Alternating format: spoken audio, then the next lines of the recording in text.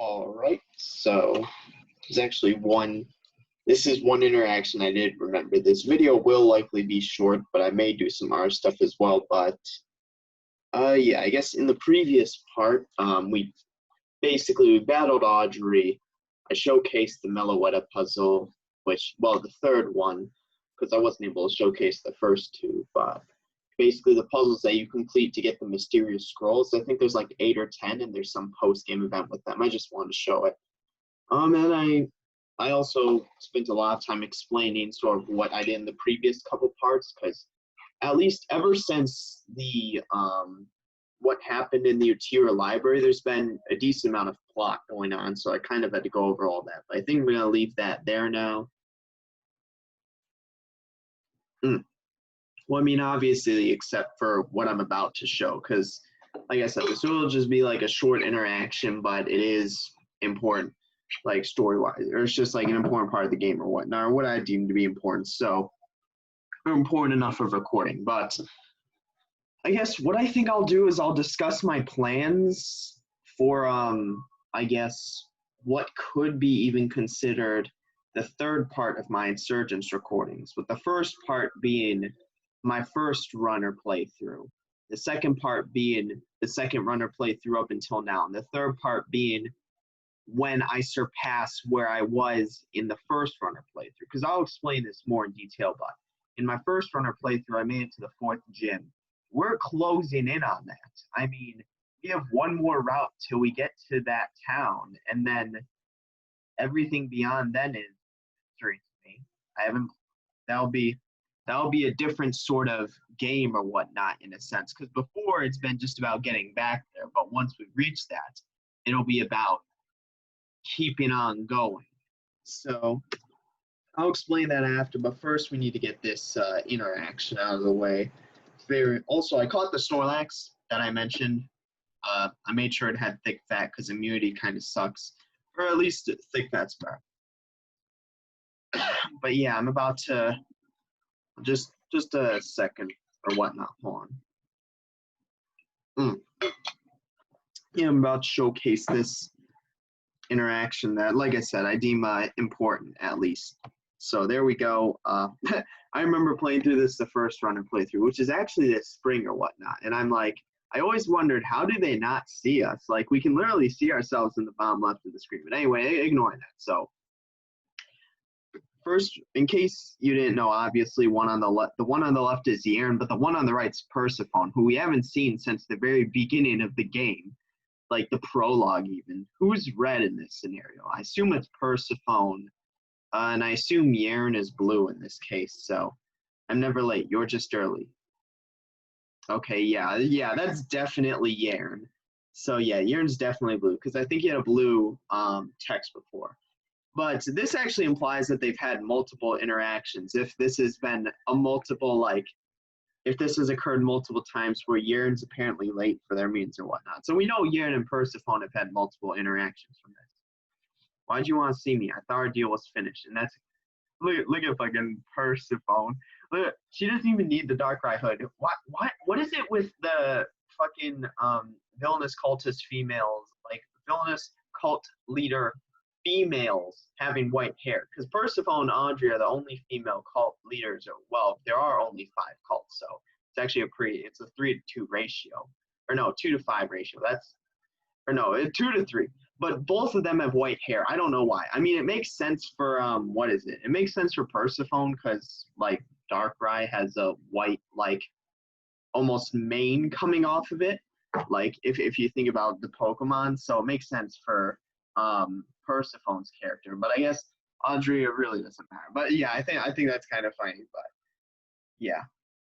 I thought so, too. Then I met Raven in Town. Because the deal refers back to the very beginning of the game or whatnot, where we were with the Darkrai cult, but we ultimately managed to escape from Shape Force to Telnar Town. She came to my tower and defeated Rayquaza. It's her fault my crystal shattered. So this implies a few things. That Persephone knows about the crystal. That's actually really the only implication. But I mean, still, we know basically who the crystal's in the hands of. It's in the hands of Yern, likely made its way up to Audrey and Rukra. So honestly, I think Rukra with the crystal and Yearn with the crystal are more dangerous than Audrey with the crystal. Because granted, the crystal is, or like a crystal shard at least, that should be a decent sort of, that is ultimately a decent asset to have. But Yearn, he obviously knows what it is because he's been using it. He literally used it. And then Rukra, he also knows what it is. But I mean, this is also interesting because if Percival knows what it is, presumably we can assume all the cult leaders know what it is because Audrey definitely knows what it is. The freaking leader of the Infernal Cult may be the only one out in the dark. But if Percival knows it, then basically that, like I said, the Darkrai cult's kind of like the joke cult of the region. So if they know about it, then likely the rest of them know. Not only that, but she remembered. Not a whole lot, but she knew her name, which alone is too much. Okay, so yeah, because remember they were supposed to wipe our memory or whatnot, or ultimately brainwash us. Just basically like, yeah, like that ultimately. So, but ultimately okay, if anyone recognizes her, but ultimately remembered our name. But stuff like this is making me think we're the first, dialogue like this makes me think we're the first augur. Like, in the beginning of the game, it's more so implied that we were saved by the first augur. But as it goes on, it more so implies that you are the first augur. But we ultimately don't know that. Like we said, we don't know that yet. Because, like I said, it's hard to, like, judge. But this makes it seem as though we are the first augur. So, care to explain? Yeah, Yearn's like, I handed you the first augur, presumably. She escaped. How is that possible? See, I gave you the kid. I promised to leave you and your cult alive when I came into power. Yeah, so this has been something that's been going on ultimately for the past couple or few years between them. Because obviously, you know, Yearn's plan was, or at least initially, because even pre-Rayquaza, basically get into power, become the second augur. And in order to do that, what he needs to do is get rid of the first augur. So obviously, you know, if he wipes our memory, gives us to the Darkrai cult, forms a deal that they can do whatever they want with us, so long as like they could use us for their sacrifices or rituals or whatnot, and then Yearn will leave them alive when he rises into power as the second augur, which makes sense. And ultimately, not just that, when he gets Rayquaza, because presumably that was something he was thinking about then as well. Getting Rayquaza, that's obviously this, because not only is he the second augur, but he's the leader of the Sky Cult. So that's ultimately something on his agenda as the leader of the Sky Cult or whatnot. And yeah, I mean, so that's something that Percival massively fucked up on her part there. All I asked of you was to deal with one small child. Yeah, he's literally maybe we're the child of the first augur. That's a theory, because I'm like, child? Wait a second. Yeah, I forgot we're like 12 in this game. There's no way we could be the first augur. Maybe we're the, I don't know. It'll be interesting to see who we actually are, or find out who we actually are later in the game. I mean, I think all that's here, and that'd be even better if we were the child of the first augur, because ultimately then that still coincides with my theory that the one who the prophecy is referring to was the first augur, where his disappearance was staged. Ultimately, he faked his disappearance in order to satisfy Yearn's desire for power, as well as to become the leader of the Infernal Cult, as the prophecy fulfills or states. But obviously, I could be wrong. That's the theory I'm going with. I could be dead wrong. It could be one of us three in our little group. But I'm thinking, you know, maybe the first augur. Us being the child of the first augur would coincide with that. Because, like we know, Damien's mother, like that, because we know Damien was raised by his step-parents, so we don't know his real parents, but that's kind of irrelevant. Like, it's not like we're going to meet his mother in the game. That won't be, like, a thing. Same with Nora. Like, she apparently had someone close to her die, but that really is the same deal. It's, like, really irrelevant or whatnot, but he's like, and yet you couldn't even do that. I don't know why he trusted the most incompetent cult, like the joke cult of the region with this task. I would have, if I were him, I would have gone to literally any other cult, but I guess it makes sense though, right? He didn't want to, like, trust a cult that may potentially skew it for their own benefit, as opposed to the Darkrai cult, which is kind of the joke cult, which ultimately would just fail to think of that. What went wrong? Choose your words carefully. They might be your last. Yeah, he's literally about to clap Persephone right here. Because, I mean, the Darkrai cult literally is like the joke cult of the region. Like, he really has no need for them. So he could literally just like kill their cult leader right here, and like it'll be like, oh wow, the cult that was the least powerful, their leader died. Who could have predicted that or something like? Or he could just straight up take credit. He's like, okay, I killed the Darkrai cult leader. That's one less cult down. Unfortunately, they weren't really prevalent, but still, a benefit is a call to your death's a call to your death. So yeah, first of all, it's like, hold on, wait. I need like one sentence to live. It's like we were very close to completing the memory wipe. That is, well, I mean, they literally wiped everything but our name. It's because she can only see out of her left eye. She's like, she plays darts and misses. Like, but before we were done, our ritual began and we were forced to leave. That's not the correct answer. Yaren doesn't care about your ritual. That's not the correct answer. That's the answer to give if you want to die. Say like, yeah, we were this close, and in fact, we would have completed it. But ultimately, we had to leave because of our ritual. Yaren doesn't care about your. I really hope Yaren just straight up claps her here. Like, if that'd be really funny. It's like he doesn't care about the ritual. When I returned, she was gone. During that time, the only person recorded leaving the base was a Darkrai cultist who looked eerily similar to a member who had been sacrificed a long time ago. I mean, the main issue with that is that, like, they all wear the same. It's not like the Abyssal, Infernal, or, like, Sky cultists who, like, show their face. The Darkrai cultists wear, like, hoods and masks. So, like, how would we look similar to that? I don't understand. Are you suggesting... Yes, I believe that Raven somehow been found and rescued by Mew. So, yeah, so they've been aware of Mew before, but because the thing is, Audrey knows we were chosen by Mew because ultimately Damien spilled the beans to the Abyssal cultist, which started that sort of incident. And the Abyssal cultist literally saw both Mew and Shaman or whatnot, and Celebi even, I think, I don't know. But basically, the only cult who knows that ultimately us three were chosen by the mystical legendaries as of now was the Abyssal cult, which also again puts them in a really good position, like the fourth. At least they were. But now this reveals that Persephone and Yaren had previous knowledge of Mew, and they were aware that, okay, Mew is this mystic legendary who's working against the cults. Whoever they chose, they would choose would ultimately go on to defeat the cults. They're probably going off of this based on the prophecy, because we know all the cult leaders, they know the first two steps of the prophecy, that a hero will be chosen by a mystic Pokemon, and that hero will go on to be undefeated. But they don't know the third part, that ultimately that hero will betray their friends and join the Infernal cult.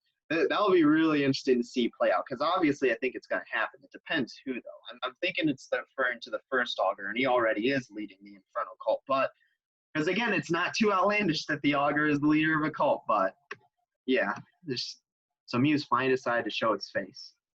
I could deal with them myself. It would be easy to use the medium to portray them as fugitives. But that doesn't get him Mew. That just deals with us, which isn't really that important. But the public found out I lost to them, that I let criminals escape. My reputation would be ruined. That's the dilemma, because he's like, oh, look at these people. They beat me up. They're evil. And that's like, you allowed them to beat you up? Like, you, the second Augur, like the most powerful person in the region. The second Augur is basically like, he's basically like, what is it called? Like, who was it? I think it was Kim Jong-il who spread like ridiculous information about himself. I think one of it was like he golfed 23 and 23 or something. I don't know. Like some stuff like that. Basically, the Augur is viewed as a god by some people. So obviously, he's now starting to regret that. He's like, I shouldn't have portrayed myself in such a way, because now I can't use like likely his greatest asset as the Augur and head of the region, like his Flander campaign or whatnot. Persephone. See, I've been doing some research into the crystal of the first Augur. So yeah, that shows that she's aware of the crystal or whatnot. That likely all the cultists are. Given if Persephone's aware, then likely everyone else is. I'm not entirely sure, but I have a hunch about where he may have found it. If I'm right, there may be a conspiracy and torn bigger than I could have ever imagined. Naturally, I'm going to investigate this. When I come back, if you still haven't completed your end of the deal, I'll stop doing mine and bring my full wrath down on your Shade Force base. Yeah, he's like, I know you're in Shade Force. I'll literally like nuke your base. Like, so chew on that for a bit. So I'm the anti-hero, Persephone. Okay, so now he's going on like monologue mode. So he just summons Rayquaza. Does Rayquaza not see us? How does nobody see us here? I'm the chaotic good character. I'll do whatever I need to save the world. Stand in my way, and you'll be swept aside too. Because we know we initially we thought Yaren's plan is fairly logical. Basically, it seems okay. He uses the Sky Cult and his power as the augur to basically deal with the rest of the cults. Then he eventually likely he eventually merges the Sky Cult with the existing Tauran government, and ultimately uses Rayquaza to watch over that, what he would consider to be a perfect utopian society or whatnot. But I mean, now, honestly, his words though, like the one sentence he said where it's like, there may be a conspiracy in Tauran bigger than I could have ever imagined. What that shows is that ultimately this is bigger than Yaren, who already was presumably running the biggest conspiracy around. So ultimately, this could be something that could involve some unforeseen threat that we have no idea about just yet. That very well may be the case. But ultimately, like I said, my theory is that the prophecy refers to the first augur, and that the first augur went along with his so-called disappearance that Yaren used in order to gain power, to ultimately kind of disappear from the scene and become the leader of the first, or of the Infernal Cult, and kind of use the Infernal Cult to hang back or whatnot, and just kind of chill for a bit while he sort of secretly consolidates power beneath him without anyone else realizing. Because if Yaren, he has a hunch, like, if Yaren's like, there may be a conspiracy larger than I could have ever imagined, that could ultimately refer to the first augur. Because again, we still don't know what happened to the first augur. However, it's likely to say that Yaren at least killed him, or at least thought he did, in order to secure his rise to power as the second augur.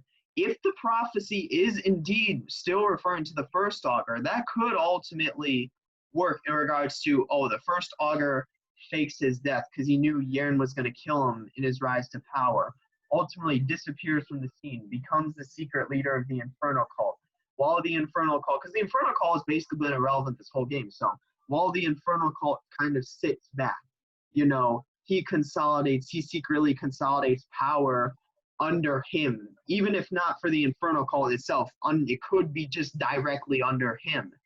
And ultimately, like Yaren said, if he knows, he has a hunch of where the first augur got his crystals or whatnot. Like, if there's multiple crystals that hold unlimited power, ultimately the first augur could just he literally could have a collection of crystals somewhere as of now.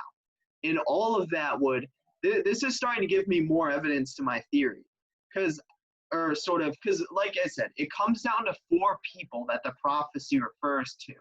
The first augur, who was chosen by Hoopa, us, who were chosen by Mew, Damien, who was chosen by Shaman, and ultimately it also could refer to Nora, who was chosen by Salvi. Right now, I think ultimately the prophecy is referring to the first augur, and he is the secret leader of the Infernal Cult. What Yaren has said, in that there could be a Tauran conspiracy bigger than he could imagine, and that ultimately he knows, or he has a hunch about where the first augur found this crystal, that could ultimately coincide with the prophecy referring to the first augur. Because like we said, Yaren ultimately likely, or at least thought, he killed the first augur in his rise to power as the second augur. If the first augur went along with it, faked his death, disappeared from the scene, became the secret leader of the Infernal Cult, that's ultimately that would fulfill the prophecy. The first augur betrayed the region and presumably his friends, which would be more specific people, but the region in general, in order to become this sort of secret behind-the-scenes leader of the Infernal Cult. And ultimately, he would just have the Infernal Cult is basically the most irrelevant cult now. So basically, he would just have the Infernal Cult chill while he slowly consolidates power beneath himself. If there was a place where where the first augur got his crystal, if there is more of them, he could just slowly build his collection of crystals with unlimited power, basically use those ultimately for something, and potentially, like Yaren said, this could be a conspiracy bigger than the whole Torn region. The first augur may be a threat to the world if that is the case. But I mean, that's ultimately my theory, and I think this conversation supports it. Okay, he just teleports closer to lawful evil, really. Shut up, Persephone. Like, the Dark Ride cult is literally the joke cult of the region. Like, she is literally, Yurt asked her, he's like, give me an explanation. These may be your last words. And she's like, everything was going exactly the plan. You know, we were literally wiping his memory. We would have wiped his memory. However, we needed to start our own ritual, which you don't really care about. Like, oh my God, freaking. No wonder nobody likes him. I mean, the whole region likes him. I don't know what else to say in response to that. If only he wasn't as invulnerable as the first augur, I would have dealt with him long ago. First of all, she literally can't do shit. I mean, the Dark Ride cult is literally the joke cult of the region. Now, who can I send? Okay, because I don't remember that. She literally just like teleported. Like what? Oh my God. So I'm actually gonna. It's only been 20 minutes, so I'm gonna finish this route. That was so stupid. She literally just like faded away. Oh my God. But yeah, so now she has to deal with us. So there likely will be an interaction with the Dark Ride cult sometime soon. Don't know when. Haven't gotten to that point yet. Maybe after the 4th gym. But I mean, and then Yern is presumably, we probably won't see Yern for a decent bit, like for a decent while. If he's ultimately going after, like, where on the map could that possibly be? Where on the map could that possibly be? Where the first augur would have gotten his, yeah, like, where on the map could that even possibly be? Like, where the first augur get his cult crystals or whatnot. So not a hill. Route 10, Maelstrom 9. Kepler safe, 5th gym, Route 11. Nazca Town, wait, what? Oh, Safari Zone, all right. Merc Forest. Hecate Town, Fiery Caverns. That could be interesting. Let's see, Route 12, Selene City, so that's 6th gym. Route 13, 14, Oranos Town. What's here? Gaia Town. Route 17, that goes back down here. So, yeah, this is Route 15. Satellite Tower, Amphitrite City, Mount Rose Base.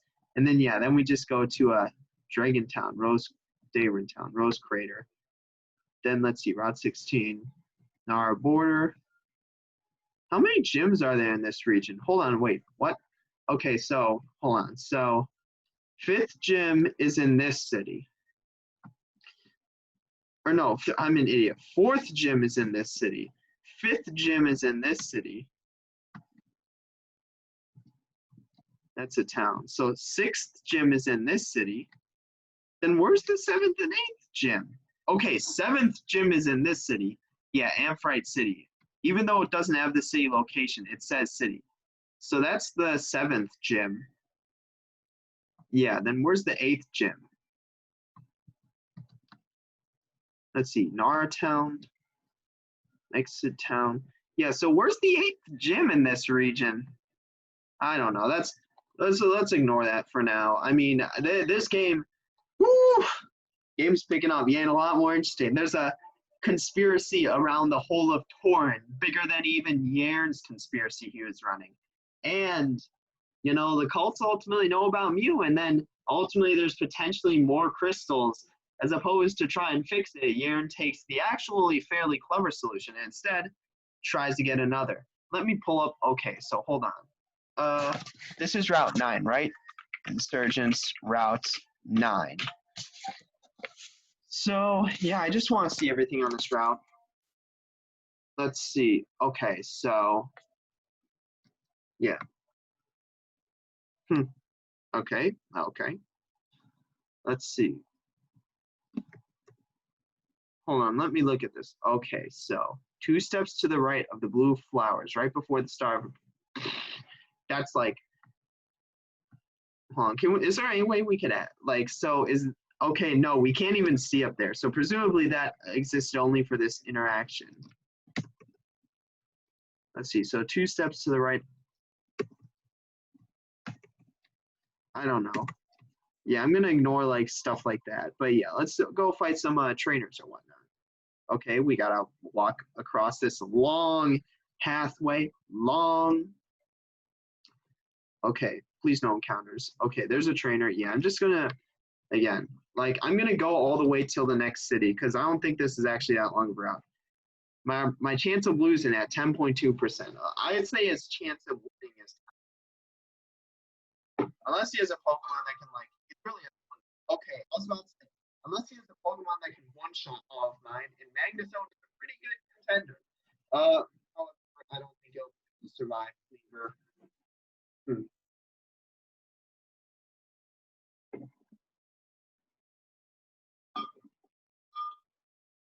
That was probably a dumb move. Okay, that was a dumb move. I don't know why I did that though. Yeah, I don't know why I did that. I really don't. You know, I'm gonna soft. That's sort of my answer to all these issues. I think I saved before the battle, right? I guess that's a good question to ask. Let's see. But yeah, that was very interesting. That's very interesting. Now that there's this sort of like Tauren, like region-wide conspiracy. Yeah, here's what I'm gonna do. I'm just gonna. Yeah, I'm not even gonna like, you know, I'm not gonna lie. I looked ahead at the I don't even remember the town name. Sonata. I looked ahead and the gym leader is only level 55, so I honestly think I'm gonna stomp. So I'm not really too worried about maximizing. I shouldn't be too worried about like maximizing experience here. I should just focus on trainers. They're Pokemon, not the trainers. Flash Cannon, okay. Well, obviously leftovers are one. Now let's use Earthquake and kill it. Hopefully it doesn't have sturdy. That so yeah. So there's 1,000 XP, which is nice, and that was his only Pokemon. Calculate chance to beat me with only one Pokemon. I forgot. That puts it at what? Like he probably had less than a 1% chance of winning. I would say he definitely had less than 1% chance of actually winning. Can we actually? Okay, I was gonna say like that bridge looks like it's kind of in the way. Okay, there's a max revive or max repel, not revive. Yes, what I'll do is I'll use it actually. Yeah, so let's not. We don't want to be in TMs and HMs. We just want to be in this. Use that max repel. Yeah. So yeah, let's use I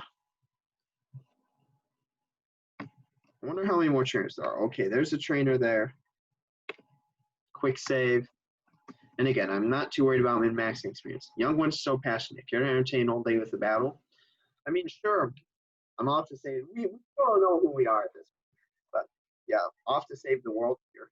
Go. I mean, hopefully Ice Beam can one-shot it. I assume I outspeed. Don't have sturdy. Damn it. I might. Spicy Ice might die. Please hit twice. Please, please, please, please. Oh my god. That's so clutch. Okay, Ice Shark kill it. That's so cool. Oh my god. It literally will kill me hit once more. 3,000. That's nice. Not bad.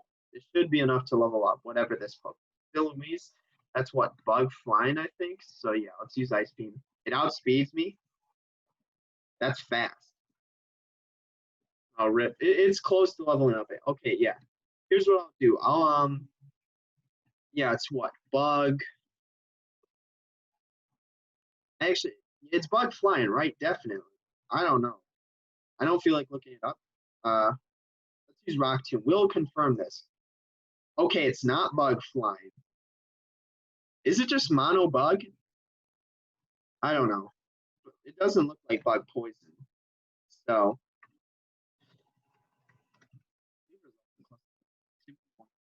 Okay. Not bad, not bad. Let's see. Jesus. Also, there's a hidden grotto up there that holds the Delta Pokemon, Delta Combi. I'll go back for that later. Not really gonna do that on camera. Let's see. Okay, now we got about this guy. So I don't know what typing that was.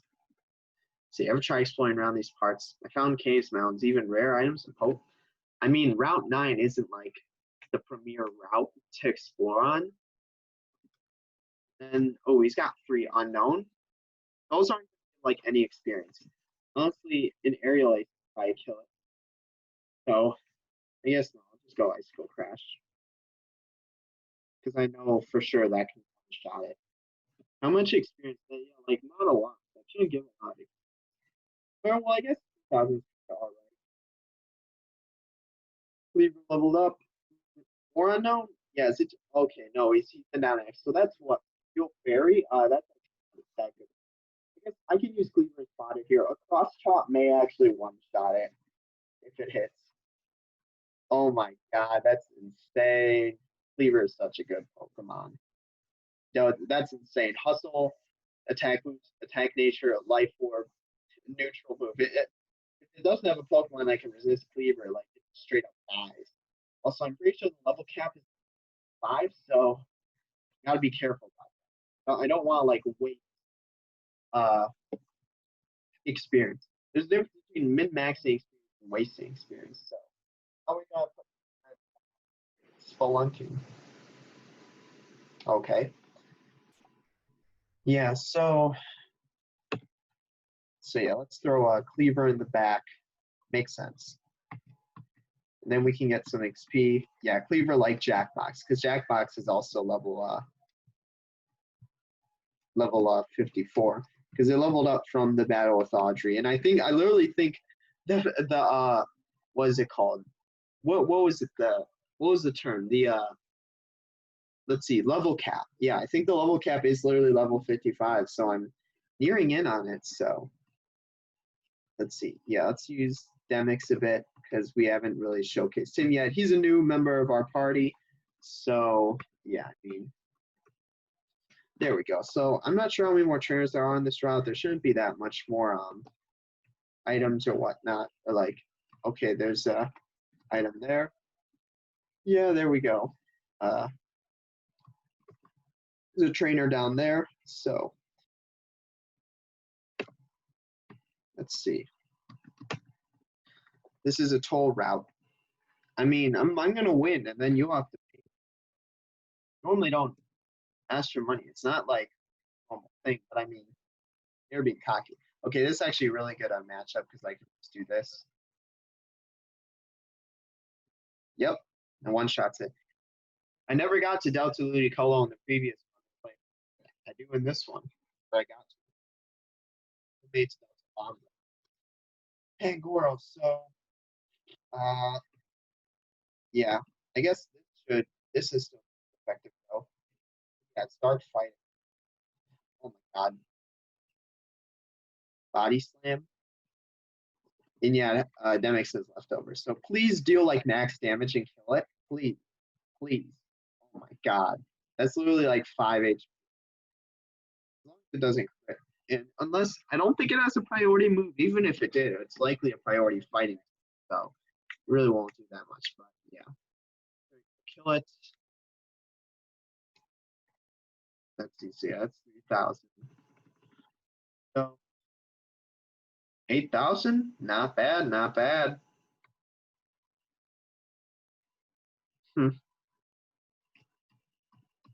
There's a guy there. Let's go around top because I saw there was a way north or whatnot. So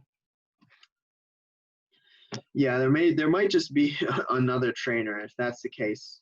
Oh well, but my max repel is still active, right? Okay, so yeah, there's a trainer there. There's also a hyper potion. I want that hyper potion. So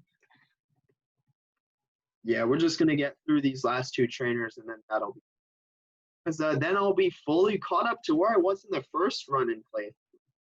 This is something I've been looking forward to. This is great matchup here. I'm gonna actually swap Demix out because I think whatever XP should be enough to level it up. So I'm gonna swap out that to him. Hopefully, this is in a situation where Sap Zipper is a much. I'm saying Sap Zipper is variability on Salmon. Giga Drain, give me that HP. Give me that. Oh, it raised my attack. It doesn't give. Oh, it does. Oh, that was leftovers. It's a. I don't know which one deals HP. Yeah, so let's use Gunk Shot here. Coil. This Gunk Shot, I mean, Gunk Shot just, it's very high damage. So just, yeah, I think ultimately this hopefully kills it. Okay, it was close. Let's, could, I guess, I don't know, could Earthquake here, but I may have both. So we'll use Bring Out.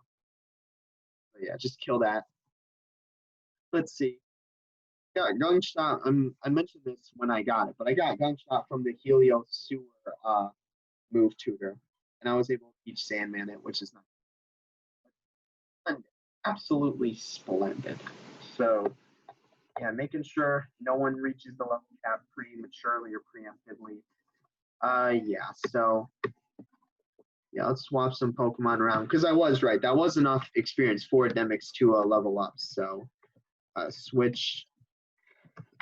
Yeah, now it's just a well, Spicy Ice is obviously needs to be revived, but I mean, I'm trying to get through this whole route here. So I use a Sandman and Demon, trying to get them ultimately to level 54. Let's see. So, yeah, there's that. And then there's this trainer here. Thankfully, he's a fire breather, so Sandman should deal a decent amount of damage against him. Red fire isn't that hot compared to Arceus. Blue and white burn the hottest. Yeah, white burn's the hottest, I'm pretty sure. I also think it's due to like what the chemical composition of the fire itself. So yeah, Torkoal, that's actually a perfect matchup for Sandman here. Torkoal, like, I think it's just mono fire. Yeah, it's just mono fire then. Really? Jump. Hopefully it can't outspeed me though. Because it's oh man, I'm jump. We'll see. Let's see.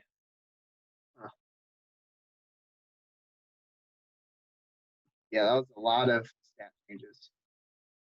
And let's go faster next.